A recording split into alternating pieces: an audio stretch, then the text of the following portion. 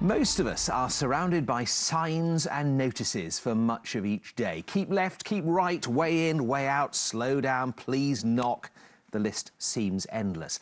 But signs are not just for instructions. They also provide helpful information, both outside and inside of buildings.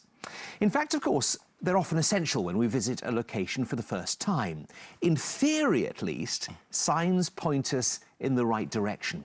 But there's more to finding your way around a building than signage. Indeed, navigation can be much more subliminal than that, with routes determined by form, colour, lighting and other design criteria. There's a whole range of thought processes involved in helping people navigate their way around unfamiliar environments. Not surprisingly, perhaps, the techniques employed to help us find our way are known as wayfinding. And here to help us find our way around the subject is Mike Pridding, who's a director and a co-founder of Wayfinder UK Limited, a wayfinding consultancy based in Bury in North Manchester. Welcome to you, Mike. And obviously the signs around here were good as you found your way into the studio. I don't know, perhaps you're going to give us a few thoughts for improvement a little later on. I spoke a moment ago about that word wayfinding. How exactly do you define that? Well, essentially, we're concerned with three main areas. Firstly, it's the most efficient movement of people around places and spaces.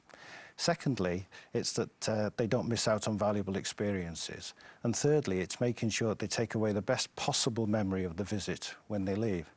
Essentially, from a base, we're involved in sort of corporate image, which is slightly different to corporate brand or corporate identity, which is more design related. We're more interested in human beings.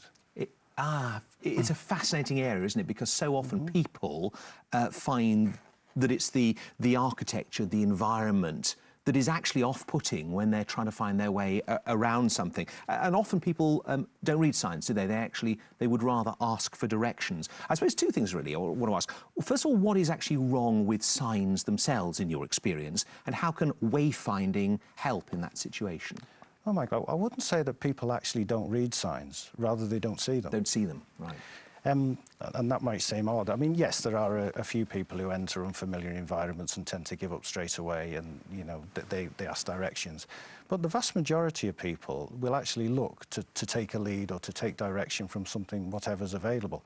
The problem is the people who are putting the information there don't have the appreciation necessarily they need to about wayfinding. Often they're very familiar with the environment and they're actually signing from their ideas or their perspective. What they're not aware of is that human beings are driven, when they're navigating, by a number of inbuilt mechanisms and processes. And what happens is, unless you put responses there that they're going to actually appreciate and recognise, then you're going to have difficulties. So what we do as wayfinders is we actually know and understand these human processes, and we actually put in place systems which actually work in line with them and respond to them rather than against. So in fact, otherwise you get vital information that's actually missed by people, perhaps Absolutely. Even though it's there. Absolutely. Yes. And that's because the environment's wrong. Not necessarily because the environment's wrong.